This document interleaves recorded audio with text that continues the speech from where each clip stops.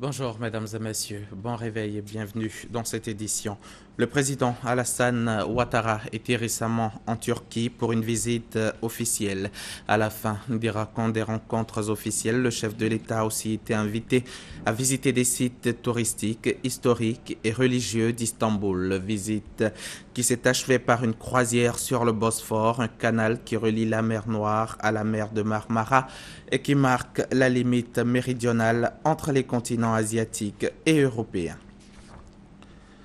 Bientôt, plus de passeports frauduleux en Côte d'Ivoire. C'est en tout cas l'ambition du gouvernement.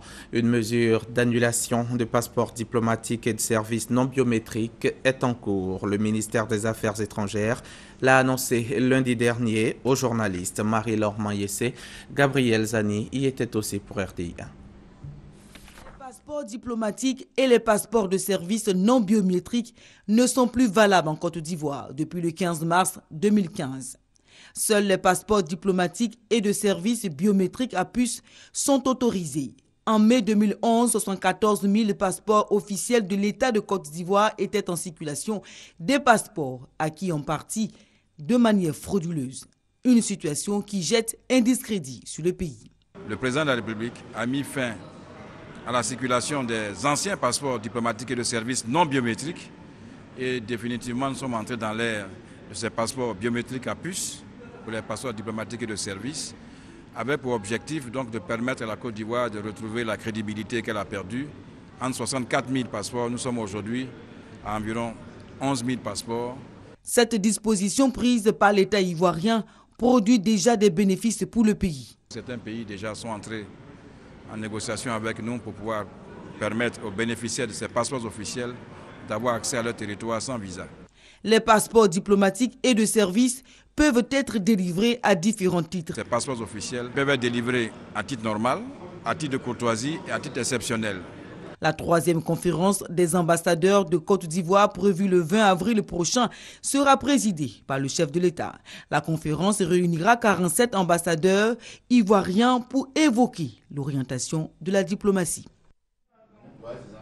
Le ministre d'État, ministre de l'Intérieur et de la Sécurité et le ministre de la Justice, des Droits de l'Homme et des Libertés publiques informent les populations ivoiriennes que compte tenu de l'affluence constatée dans les guichets, les audiences foraines 2015 prévues pour prendre fin le 31 mars 2015 se poursuivent jusqu'au 30 avril 2015, délai de rigueur. En conséquence, ils invitent les Ivoiriens âgés de 16 ans et plus concernés par cette opération à se rendre dans les guichets des sous-préfectures de l'intérieur du pays et des mairies d'Abidjan pour y accomplir les formalités en vigueur. Abidjan abrite depuis hier mardi et ce jusqu'à demain jeudi la conférence internationale sur le contrôle et l'éradication de la peste des petits ruminants. Cette rencontre devrait approuver la stratégie mondiale de contrôle et d'éradication de la peste des petits ruminants, une pathologie animale qui peut toucher jusqu'à 90% d'un troupeau et décimer 70% des animaux infectés. On en parle avec Hugues Veblé. La peste des petits ruminants, maladie très répandue, virulente et dévastatrice, a des impacts significatifs sur l'économie, la sécurité alimentaire et les moyens de subsistance des éleveurs. Ce sont près de 2 milliards de petits ruminants qui sont menacés dans plus de 70 pays. L'Organisation des Nations Unies pour l'alimentation et l'agriculture FAO et l'Organisation mondiale de la santé animale OIE, en choisissant Abidjan pour conjointement organiser la conférence internationale pour l'éradication et le contrôle de cette maladie animale, marque leur volonté de la voir disparaître du monde. Nous avons tous les outils pour y arriver. Il nous manque seulement une volonté politique commune de toutes les régions et pays infectés en Afrique, au Moyen-Orient et en Asie. Il nous manque des ressources pour appuyer les pays infectés les plus défavorisés. Et il nous manque une coordination mondiale, régionale et nationale. La conférence d'Abidjan va proposer une stratégie mondiale. Une fois adoptée par consensus, des mécanismes pour sa mise en œuvre seront élaborés. L'initiative prise par la FAO et l'OIE d'accompagner les 73 États touchés par la peste des petits ruminants à retrouver un statut de pays indemne et de confirmer l'absence de circulation du virus dans le monde est louable et appréciable.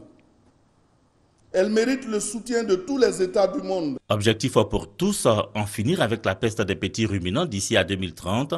Objectif tenable pour le directeur général adjoint de la FAO avec l'engagement national et international. Une réunion de haut niveau sur l'engagement et l'appui est prévue à cet effet jeudi, 3e jour de cette conférence internationale d'Abidjan. Sachez que du 2 au 12 avril prochain, la Côte d'Ivoire relance le SARA, le Salon international de l'agriculture et des ressources animales d'Abidjan.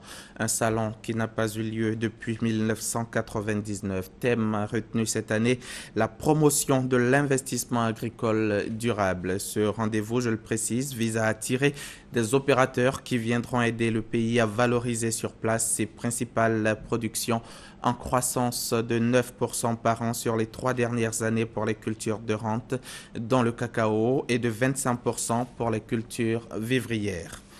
Notre reporter, Grace Kando, nous dit que le CIAPOL, le Centre ivoirien anti-pollution, veut mettre sur pied un plan pour lutter contre les pollutions accidentelles en mer et dans les zones côtières. Les responsables du centre en ont fait cas au cours d'une rencontre d'échange qui a eu lieu mardi au ministère de l'Environnement.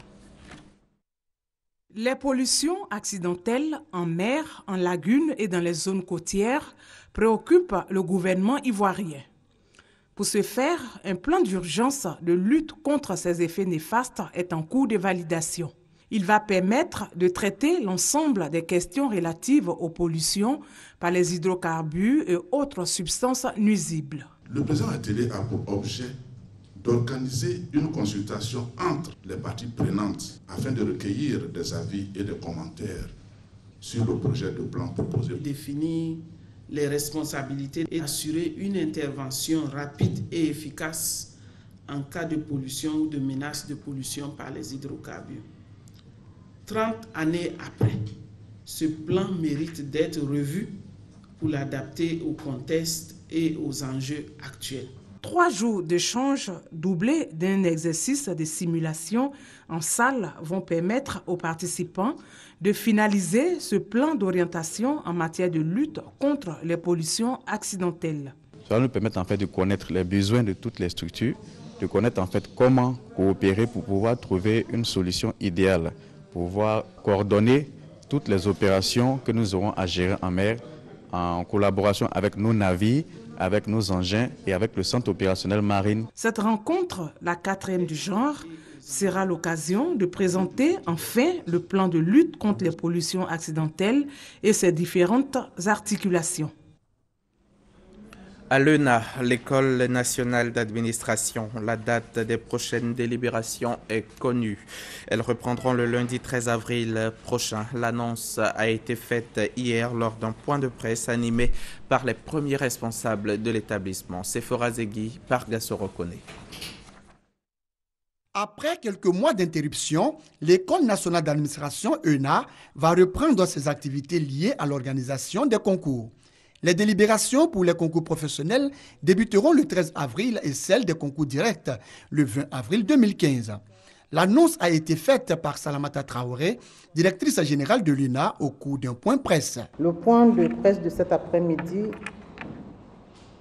a donc pour objectif d'informer les candidats, toutes les personnes concernées par le concours et l'opinion publique, de la reprise donc des activités du concours à partir du 13 avril 2015.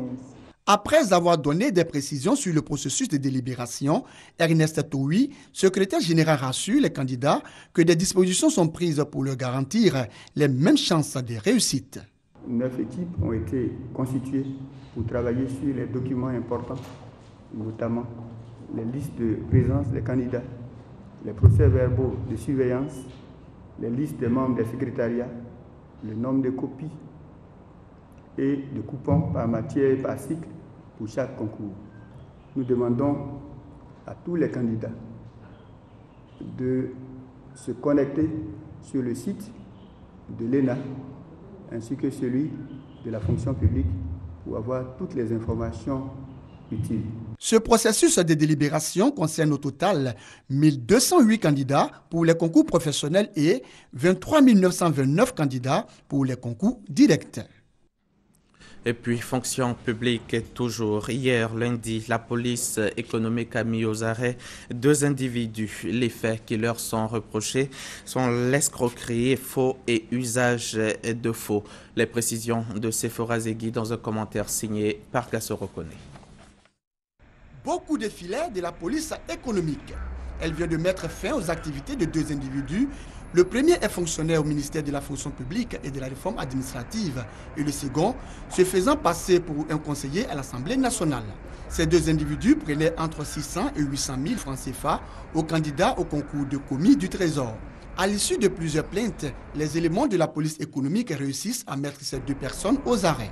Le commissaire divisionnaire de la police économique, Georges Diomandé, appelle les candidats à la vigilance et les exhorte à suivre la voie légale des concours en Côte d'Ivoire. Je donne le lieu ici d'interpeller la population et surtout les candidats aux postes, à des postes à la fonction publique. Il y a une procédure, c'est celle de s'inscrire normalement comme tout le monde et de passer,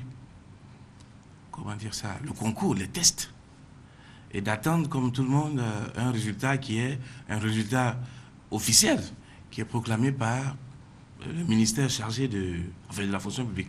En attendant qu'une enquête approfondie soit effectuée, Olivier et Francis ont été déférés à la maison d'arrêt et de correction d'Abidjan, Maka. La Pâques, c'est dans moins d'une semaine. D'ici là, le ministère des Transports a choisi la prévention contre les accidents de la route en ces périodes de fête. Le ministre Gaoussou Touré vient de lancer une campagne de sensibilisation sur la sécurité routière. Le lancement a eu lieu hier à l'entrée nord d'Abidjan, dans la commune de Yopougon. Félix Samani, Grascando. La période pascale de 2014 a enregistré 195 accidents, bilan 15 morts et 508 blessés selon l'Office de sécurité routière OSER. 74% de ces accidents sont liés à des facteurs humains, la conduite en état d'ivresse, la vitesse excessive, l'indiscipline et l'imprudence.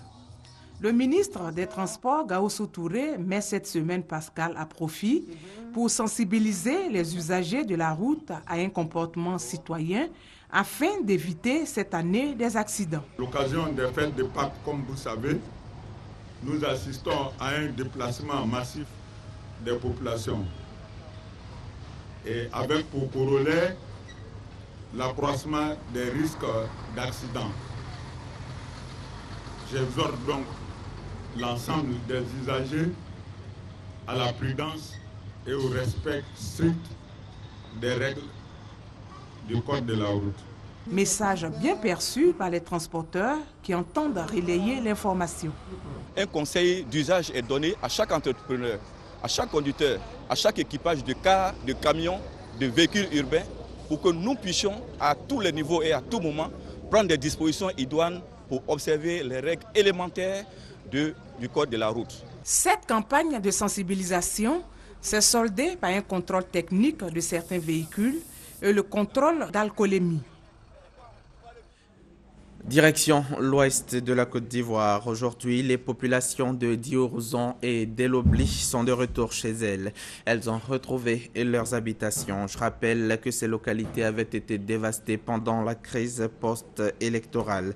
Aujourd'hui donc, les maisons sont réhabilitées ou entièrement reconstruites grâce au PAPC, le projet d'assistance post-conflit qui en plus permet à ces populations de mener des activités génératrices de revenus. Eugène Atoubé, reportage. Diourozon, un village de la sous-préfecture de Dieucoué. Tout ici était ruine et le village dépeuplé. Aujourd'hui, hommes, femmes et enfants laissent apparaître leur joie de vivre passer la crise. Joie doublée de bonheur à l'idée que Diourozon va compter de nouvelles bâtisses financées par le PAPC, projet d'assistance post-conflit. Mon petit frère est décédé. Sa femme est décédée. Il a laissé 3 enfants derrière. Donc c'est moi, je m'occupe d'eux. Je me suis présentée et ils ont écrit mon nom et ils m'ont donné la maison. Depuis un certain moment, tout le monde est revenu. Ça fait que la vie a repris cours. Jusqu'à actuellement, même moi, je suis chauffeur de katakata. J'arrive à transporter les sables et tout ça pour construire les maisons et les logements des gens. Les travaux sont au stade de fouilles, signe de la réalité du projet. Toutes les communautés autochtones, allogènes et allochtones peuvent être bénéficiaires d'une maison, à la seule condition que le postulant remplisse les critères élaborés par le comité de développement communautaire CDC installé par le PAPC. Il y a des Tambana, des Sénoufo, des Guérés, des Baoulés, même les personnes du Niger et du Burkina qui se sont joints à nous, on les a associés pour qu'elles bénéficient comme nous autres, étant autochtones. Que ce soit Dura, Ménégueux, moi aussi, tout le monde, s'ils ont bénéficié, c'est ça qui demande la paix, c'est ça qui demande la cohésion sociale. Tout a commencé en 2012 avec l'identification de communautés menées par le PAPC dans le cadre du programme d'urgence pour les personnes déplacées internes. 500 logements ont déjà été construits, 750 autres sont en cours. À Delobli, village voisin de Durouzon, 148 logements ont déjà reçu leurs familles respectives. Avec leur toiture en tôle galvanisée, ces maisons donnent au village un supplément de vie. On était dans les maisons en paillotte, mais par la grâce de Dieu, PAPC est venu nous aider. Vous voyez que le village est devenu encore joli, ça va, mais il y a d'autres qui se plaignent encore actuellement. À Delobli, c'est plus de 148 habitats qui ont été construits pour les personnes déplacées internes. Nous avons ici également permis à des associations féminines de se prendre en charge. 50 jeunes à peu près ont été mis au travail, tout cela pour que le retour au village soit facilité. Par l'ardeur au travail de ces jeunes, formés au métier du bâtiment par le PAPC, les villages défigurés hier par la crise sont en train d'opérer progressivement leur reconstruction. Au Nigeria, le nouveau président est connu pour la première fois depuis 1999. C'est un opposant qui remporte la présidentielle. Muhammadu Buhari, un ancien général de confession musulmane et originaire du nord du pays, accède à la magistrature suprême. Jonathan Goodluck a reconnu sa défaite. Voilà, c'est la fin de ce journal. Merci de l'avoir suivi. À demain, 6h30.